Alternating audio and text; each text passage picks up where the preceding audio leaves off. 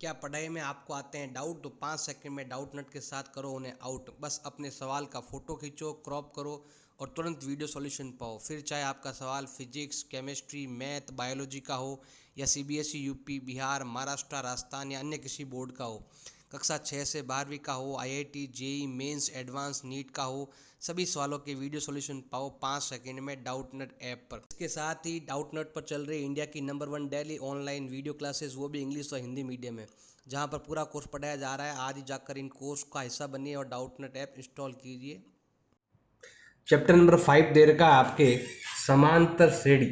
Chapter number 5, इसकी भूमिका क्या है? भूमिका मतलब यही होता है कि मान लो कि आप कहीं पर जॉब कर रहे हो, कहीं पर क्या कर रहे हो भाई, जॉब। और अब आपकी सैलरी है यहाँ पर मान लो कि 10,000 रुपये पर मंथ है, और आपसे किसी ने बोल दिया कि आपको हर साल आपकी सैलरी 2,000 रुपये बढ़ाएंगे।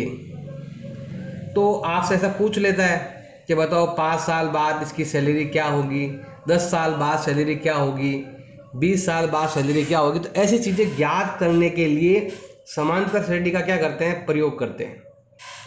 अब समांतर श्रेणी को इंग्लिश में कहते हैं arithmetic mean progression. Arithmetic progression कहते हैं। क्या बोलते हैं? Arithmetic progression.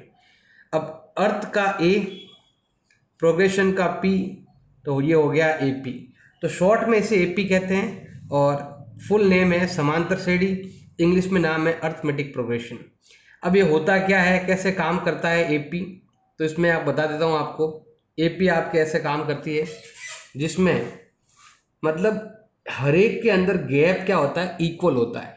मतलब एक सीरीज दी जाएगी, उस सीरीज में गैप क्या आएगा, इक्वल आएगा। जैसे यहाँ पर अब गैप 3 तरह का होता है आपके, तो गैप आपके 3 तरह का आएगा, प्लस या माइनस या जीरो।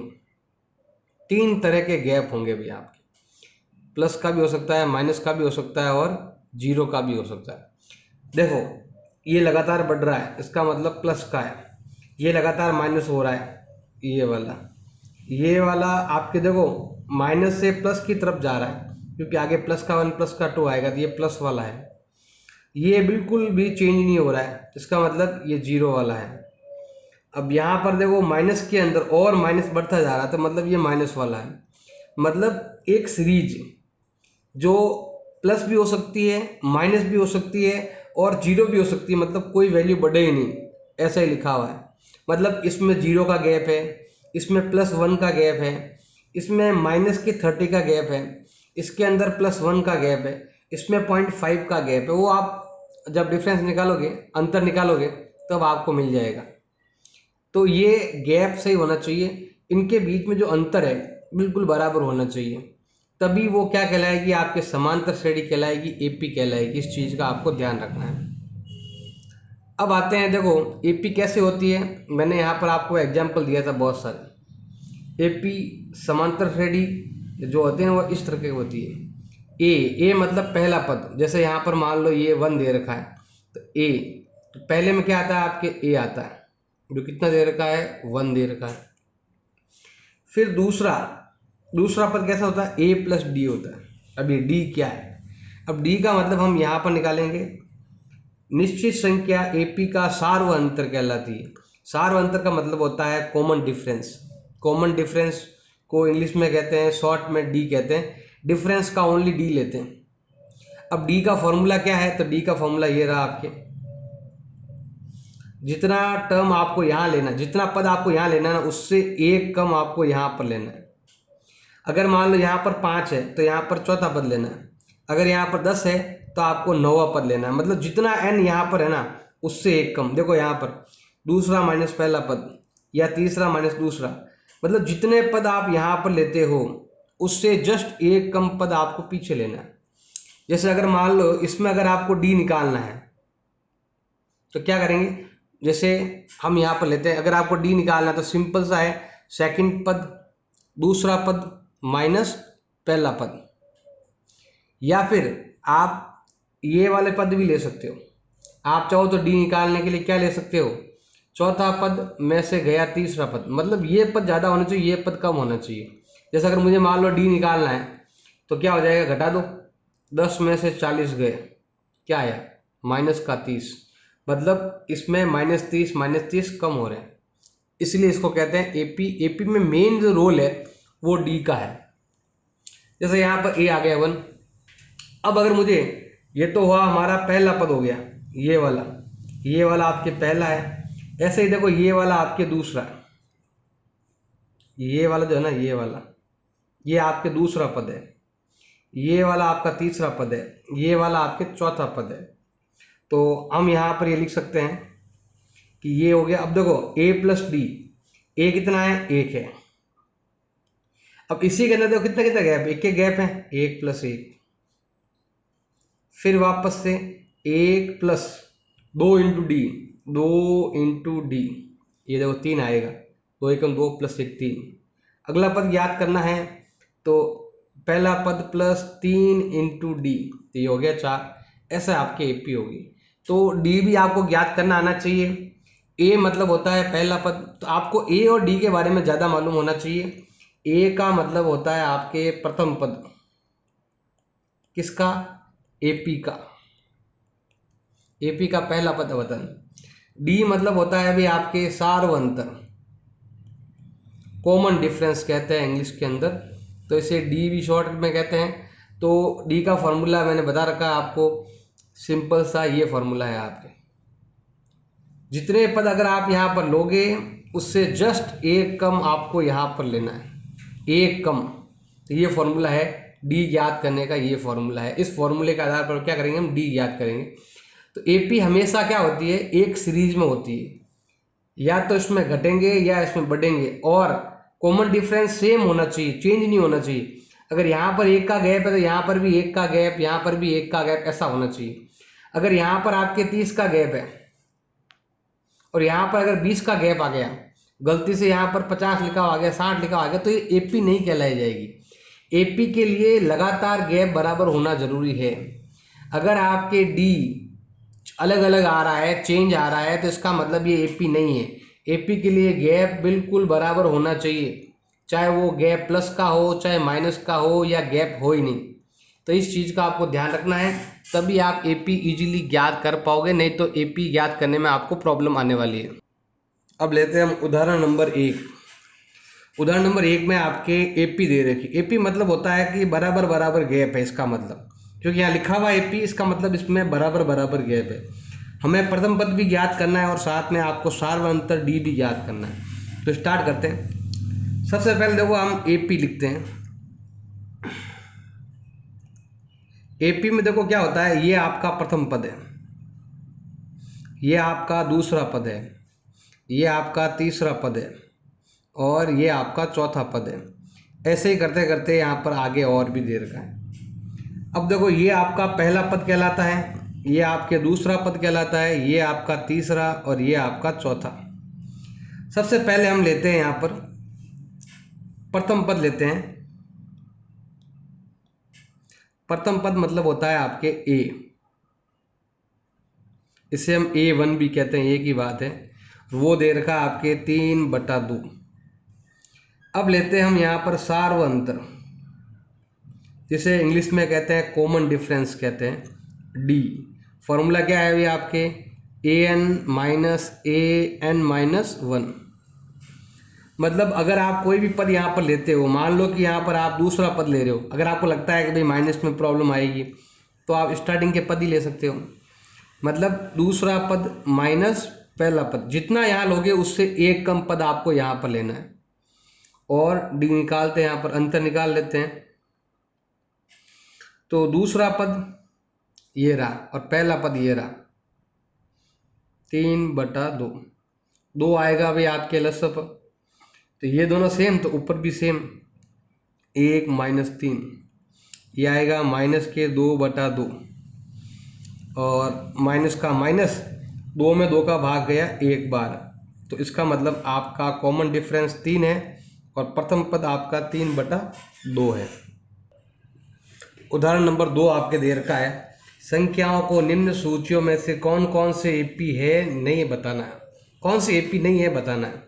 यदि कोई एपी में है तो उसके आगे वाले 2 पद भी क्या करने हैं, आपको ज्ञात करने। तो हम क्या करते हैं, यहाँ पर सबसे पहला लेते हैं फर्स्ट, 4, 10, 16 और 22। ये आपका पहला पद, दूसरा पद, तीसरा और चौथा दे रखा। तो यहाँ पर हम क्या करते हैं, सबसे पहले एपी में चेक करना पड़ेगा। तो देखो वो कैसे चेक करते हैं एपी में, तो हम डी याद करना पड़ेगा। मतलब दूसरा पद माइनस पहला पद, कितना गैप है, 6 का। ऐसे आपको आगे चेक करते रहना पड़ेगा। और डी लेते हैं, नेक्स्ट अगला पद 16 माइनस 10 इजिकल टू 6। फिर और गैप फाइंड करते हैं, डी 22 माइनस 16, इन दोनों का गैप कितना आया, 6। ये तीनों में जो डी का वैल्यू है ना वो बिल्कुल सेम आया। इसका मतलब ये आपके एपी में है। अगर ये एपी में है तो आपको आगे आने वाले 2 पद और लेने हैं। तो ये हो गया पहला, दूसरा, तीसरा, चौथा। अब मुझे क्या करना है, यहाँ पर 5वां पद भी याद करना है और मुझे छठा पद भी याद करना है। कैसे याद करेंगे, सब में कितना कितना गैप है, 6 का गैप है। यहाँ पर 6 ज़्यादा, फिर और 6 ज़्यादा, फिर और 6 ज़्यादा, तो इससे भी 6 ज़्यादा और जोड़ लो। तो 22 और 6 ये हो गए भाई आपके 28। फिर 28 और 6 और जोड़ लो, कितने हो गए भाई आपके 34। ऐसे आगे से आगे जोड़ते रहेंगे तो आपको ऑटोमेटिक एपी मिल जाएगी और ऐसे हम आगे वाले 2 पद भी ज्ञात कर लेंगे। इसी का सेकंड आपके दे रखा है। तो ये पहला पद है, ये दूसरा है, ये तीसरा है और ये चौथा पद है। डी याद करते हैं, क्या होगा भाई आपके, दूसरा पद माइनस पहला पद, मतलब माइनस के 1 में से घटाना है आपको प्लस का 1। तो ये भी माइनस का, ये भी माइनस का, हो जाएगा आपके 2 माइनस के। ऐसे ही हमें आगे और भी गैप निकालना। अभी ये गैप निकाला, फिर ये गैप निकालेंगे, ऐसे गैप निकालते रहेंगे। तो third term minus second term, मतलब माइनस के 3 में से हमें माइनस करना है माइनस का 1। ये तो माइनस का 3 है, बट ये माइनस माइनस हो गया प्लस का 1 और ये आएगा आपके माइनस का 2। ऐसे ही आपको हर एक में चेंज करना है, हर एक में चेक करना है। जैसे ही चेंज आता है वही रोक देना। तो अब लेते हैं हम fourth term minus third term, जितना लेते हैं उससे 1 कम। तो ये हो जाएगा आपके कितना, माइनस का 5 में से घटाएंगे हम माइनस का 3, ये आएगा माइनस का 5, माइनस माइनस प्लस का 3, माइनस कर दो तो ये क्या आएगा आपके 2 आ जाएगा। अब हम क्या करते हैं भाई, ये आ गया भाई आपके एपी आ गई और हमने डी भी फाइंड कर लिया। अब क्या करते हैं, अगर ये एपी में है, क्योंकि यहाँ पर डी इक्वल आया है, तो हम लिख सकते हैं यह सीरीज या यह एपी में है। अगर एपी में है तो 1 2 3 4 पद तो हमारे पास है ही है। अब क्या करेंगे, 5वां पद भी ज्ञात कर लेंगे और हम छठा पद भी ज्ञात कर लेंगे। कैसे ज्ञात करेंगे, चौथा पद लेकर उसमें हम डी जोड़ देंगे। चौथा पद क्या है आपके, माइनस के 5। जैसे है ना, पहले में 2 जोड़ा, ऐसे ही 2 जोड़ा, ऐसे ही 2 जोड़ा, तो इसके आगे भी 2 जोड़ देंगे। तो इसमें हम क्या करेंगे, जोड़ देंगे कितना, डी जोड़ देंगे। डी कितना है आपके, माइनस का 2 है, ये माइनस का 5, ये माइनस का 2, ये हो जाएगा माइनस के 7। छठा पद अगर लेना है तो 5वां पद लेकर उसमें आपको डी जोड़ना पड़ेगा। मतलब ये वाला माइनस के 7, इसमें मुझे जोड़ना है माइनस के 2, तो ये हो जाएगा माइनस का 7, माइनस का 2, ये हो गया माइनस के 9। तो हमें आगे वाले 2 पद हमने ऐसे ज्ञात कर लिए। थर्ड आपके दे रखा है, तो हम क्या करते हैं, बताएंगे एपी में है या नहीं है। तो हमें क्या करना है, सबसे पहले हमें यहाँ पर डी याद करना है। तो second term minus first term, ये 2 है और माइनस माइनस प्लस का 2 इजिकल टू आएगा आपके 4। और डी याद करेंगे तो आगे वाला टर्म लेंगे, इन दोनों को लेंगे, माइनस के 2 में से ये माइनस करेंगे, ये माइनस का 2 और ये प्लस का 2, माइनस 2 प्लस 2, ये माइनस का 2 और ये भी हो गया माइनस का 2 और ये हो गया आपके माइनस का 4। देखो ये दोनों बराबर ही नहीं हुए, तो आगे क्यों जाएं। लिख सकते हैं यह एपी में नहीं है, तो इसे आगे हल करने की आवश्यकता भी नहीं है। बस यहाँ तक ही करेंगे, एपी में है ही नहीं। अब लेते हैं भाई यहाँ पर हम फोर्थ लेते हैं 1 1 1 2 2 2। एपी में होता तो हम आगे करते हैं, अब एपी में ही नहीं है तो आगे करने की ज़रूरत ही नहीं है। सबसे पहले हम लेते हैं डी। क्या लेंगे भाई, दूसरा पद माइनस पहला पद, मतलब 1 - 1 बराबर 0। फिर आगे और डी याद करते हैं, तीसरा पद माइनस दूसरा पद, नंबर 3 वाला नंबर 2 वाला, मतलब 1 में से 1 गया 0। फिर डी याद करेंगे, चौथे पद में से गया आपके तीसरा पद, मतलब 2 में से गया 1, क्या आया भाई 1।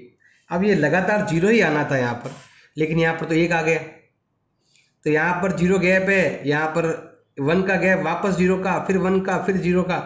ऐसा तो ये चलेगा नहीं, ये एपी में नहीं है, तो लिख देंगे यहाँ पर यह एपी में नहीं है, तो इसे आगे भी हल करने की आवश्यकता नहीं है। प्रश्नावली 5.1 क्वेश्चन नंबर 1, बताना है कि ये एपी में है या नहीं है। एपी में है तो क्यों है।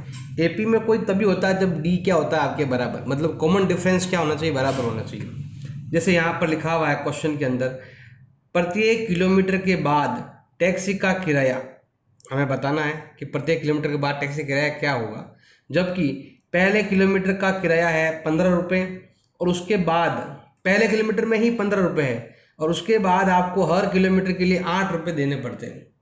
तो आपको बताना है ये एपी में है या नहीं। तो देखो इसमें क्या क्या लिखा हुआ है, एक तो लिखा हुआ है प्रथम किलोमीटर का किराया। प्रथम किलोमीटर का किराया हमारे पास दे रखा है 15 रुपये, और इसके बाद अतिरिक्त पहला किलोमीटर ही है बस 15 रुपये। अगर आप अतिरिक्त चलते हो कुछ भी अतिरिक्त, यहाँ पर प्रत्येक किलोमीटर अतिरिक्त जितना किलोमीटर आप चलोगे उसका जो किराया है वो दे रखा है भाई आपके 8 रुपये प्रति किलोमीटर। अगर आपको ज्ञात करना है, हर एक किलोमीटर किराया ज्ञात करना है, अगर आप गाड़ी को बुक करते हो पहले कह रहे मुझे 1 किलोमीटर जाना है, तो बताइए 1 किलोमीटर का किराया क्या होगा। सिंपल है, पहले किलोमीटर किराया में से कितना लगता है, 15 रुपये लगता है। अगर आप चाहते हो कि मैं यात्रा करूं कितनी, 2 किलोमीटर की यात्रा करूं, तो 2 किलोमीटर के लिए मुझे कितना किराया देना पड़ेगा, 15 रुपये तो मुझे देना ही पड़ेगा, प्लस अब हर किलोमीटर के लिए आपको 8 रुपये अलग से देने। 1 किलोमीटर 1 बार 8, 2 तो 2 बार 8, ऐसे। तो ये हो गया भाई आपके 23 रुपये आपको किराया देना पड़ेगा। ऐसे ही अगर मैं यहाँ पर 3 किलोमीटर का किराया अगर याद करता हूँ तो कितना हो जाएगा, पहले किलोमीटर का 15, दूसरे का 8, तीसरे का और 8, और ये हो जाएगा भाई आपके 31 रुपये हो जाएंगे अगर आप 3 किलोमीटर जाते हो तो। ऐसे ही अगर आप 4 किलोमीटर जाते हो तो 15 रुपये पहले किलोमीटर के, ये दूसरे के, ये तीसरे के, और ये चौथे किलोमीटर के, कितना हो जाएगा भाई आपके 39 रुपये। अब हमें देखो यहाँ पर पहला दूसरा, देखो पहला किलोमीटर, दूसरा किलोमीटर, तीसरा किलोमीटर, चौथा किलोमीटर, ऐसे ही आगे और चलते रहना है। तो अभी आपको देने पड़ रहे हैं पहले किलोमीटर के 15 रुपये, दूसरे के 23 रुपये, तीसरे के 31 रुपये, चौथे के 39 रुपये। ऐसे करते करते हम आगे चलेंगे तो हमें मतलब ऐसे ही और आगे किराया देना पड़ेगा। अब बताना है कि जो किराया है वो एपी में है या नहीं है। तो मैंने एग्जाम्पल में भी आपको बताया था कोई एपी में है या नहीं कैसे ज्ञात होता है, डी से ज्ञात होता है। हम क्या करेंगे, यहाँ पर डी ज्ञात करेंगे, दूसरा पद माइनस पहला पद, 23 माइनस 15, कितना गैप है, 8 रुपये का गैप है। और डी याद करेंगे, तीसरा माइनस दूसरा, तो ये हो जाएगा आपके 31 माइनस 15, ये 23, ये में से ये घटाना, कितना आएगा, 8 का अंतर है। और डी याद करेंगे, चौथा किलोमीटर का किराया माइनस तीसरे किलोमीटर का किराया, 39 माइनस 31, यहाँ भी क्या है भाई 8। ये आपके बिल्कुल सेम होना, इसका मतलब एपी में है। ये जो है ना क्वेश्चन, ये एपी के अंदर है, ऐसे हम सिद्ध करेंगे। 5.1 पहले का दूसरा, किसी बेलन में उपस्थित हवा की मात्रा, ये बेलन है इसके अंदर हवा है, बेलनाकार पार्ट दे रखा है सिलेंडर में। वायु निकलने वाला पंप प्रत्येक बार शेष हवा का 1/4 भाग बाहर निकालता है। हर बार जो क्या होता है, जो बचती है उसका 1/4 निकालता है। जितनी हवा है, जितनी इसके अंदर है उसका 1/4, शेष हवा का 1/4 वो बाहर निकालता है। तो हम स्टार्ट करते हैं। अब इसमें अंदर हवा कितनी है लिखी हुई नहीं है, हम क्या करते हैं यहाँ पर x मान लेते हैं। माना बेलन में हवा की मात्रा, माना बेलन में हवा की मात्रा हमने कितनी मान ली है, x मान ली। अब ये हवा बाहर निकालता है तो हम क्या करते हैं, यहाँ पर हवा को बाहर निकालेंगे। तो हवा का बाहर निकालना कितना होता है, देखो हवा का बाहर निकलना,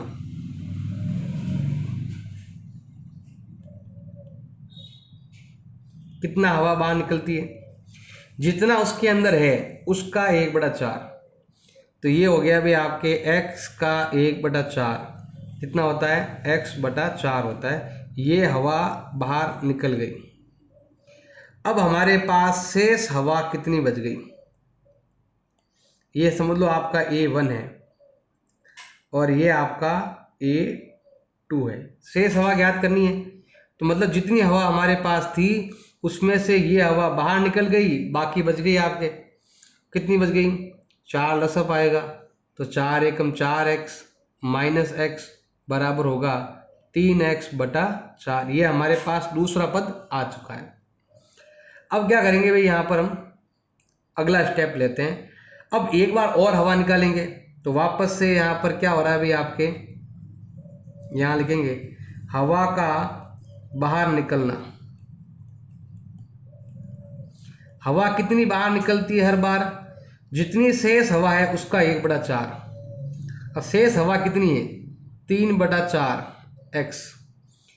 ये होगी शेष, शेष का 1/4, शेष का 1/4 ये हो जाएगी आपके 3x/16। ये हवा निकली बाहर। तो अब हम लेते हैं यहाँ पर तीसरा पद। तीसरा पद मतलब कितनी हवा बच गई, शेष हवा। पहले हमारे पास कितनी हवा बची हुई थी, 3x/4 बची हुई थी। इसमें से ये हवा बाहर निकल गई 3x/16। अब पीछे कितनी बची, 16 लेंगे यहाँ पर लसअप। तो क्या होगा भाई, आपके 4 बार भाग जाएगा तो ये हो जाएगा 4×3 12x माइनस 3x, ये हो जाएगा आपके 9x/16। ऐसे ही हम और ऐसे ही हल करते रहेंगे, आपकी इच्छा पर डिपेंड है। आप चाहो आगे हल करो, नहीं तो इसको भी आप लिख सकते हो, 3 पदों में भी लिख सकते हो कि एक तो आएगा A1, एक आएगा A2, एक आएगा A3। तो A तो है आपके x, ये है आपके 3x/4 और ये है आपके 9x/16। ऐसे ही और आगे आगे ज्ञात कर सकते हो। मतलब इधर आपके 3 गुना बढ़ेगा, इधर आपके 4 गुना बढ़ेंगे। अगर आप और आगे फाइंड करोगे तो इसका 3 गुना होता है 27, इधर होता है 4 गुना होता है तो 64। ऐसे आगे आगे चलता रहेगा आपके। इतना ही खूब है, ज़्यादा करने की ज़रूरत नहीं है। अब बताना है कि ये AP में है या नहीं है, तो उसके लिए हमें क्या करना पड़ेगा भाई, हमें इसके लिए D याद करना पड़ेगा। D मतलब होता है दूसरा पद माइनस पहला पद, 3x/4 माइनस x। 4 लेंगे लसअप तो 3x माइनस 4 एकम 4x घटाओ, तो ये होता है आपके माइनस में x/4। अब यही उत्तर आपके लगातार आना चाहिए। अब हम और D लेते हैं, थर्ड पद, तीसरा पद माइनस दूसरा पद, मतलब ये होगा आपके, ये तीसरा और ये दूसरा, 9x/16 माइनस 3x/4।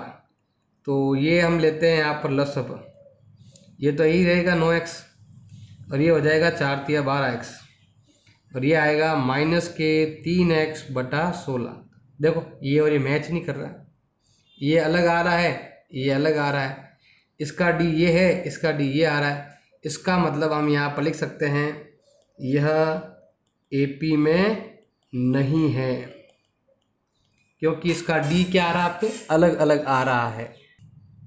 पहले का थर्ड आपके दे रखा है, प्रत्येक मीटर की खुदाई के बाद एक कुआं खोदने में आई लागत, प्रथम मीटर की खुदाई की लागत 150 है और उसके बाद प्रत्येक किलोमीटर की 50 रुपये बढ़ती। ये क्वेश्चन नंबर 1 की तरह ही है, आपके 1 का 1 है ना, उसकी तरह ही है सेम। तो पहले किलोमीटर का है 150 रुपये, तो हम यहाँ लिख सकते हैं प्रथम किलोमीटर, प्रथम मीटर है ये, प्रथम मीटर खुदाई की लागत हमारे पास यहाँ पर दे रखी है। कितना दे रखा है भाई आपके 150 रुपये। अब प्रत्येक मीटर की खुदाई, इसके बाद अगर आप बाद में प्रत्येक मीटर की खुदाई अगर आप करते हो, पहले पहले ज़्यादा पैसे लगेंगे, उसके बाद कम लगेंगे, क्योंकि नीचे थोड़ा मुलायम सा रहता है, जल्दी खुद जाता था। यहाँ पर बाद में प्रत्येक मीटर की खुदाई की लागत